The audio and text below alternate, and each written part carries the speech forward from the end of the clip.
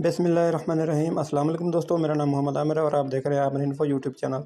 दोस्तों, आज की वीडियो में मैं आप लोगों को बताने वाला हूं कि आप जोंग की सिम पर लगा गाना कैसे ख़त्म करते हैं, जिसे हम कॉलर ट्यून भी कहते हैं, उसे कैसे ख़त्म करते हैं। जी दोस्तों, जोंग की सिम पर लगी जोंग ट्यून को कैसे ख़त्म करते हैं। अगर आपकी सिम पर जोंग ट्यून लगी हुई है तो आपके डेली के पैसे कट जाते होंगे, तो उसे कैसे खत्म करते हैं। तो वीडियो चलेगी तो लाइक करें, चैनल पर नहीं तो सब्सक्राइब कर दो। शुरू करते हैं दोस्तों आज के इस इंटरेस्टिंग वीडियो को। तो दोस्तों, जोंग की सिम पर लगा गाना खत्म करने के लिए दोस्तों आपने राइट मैसेज ओपन कर लेना है।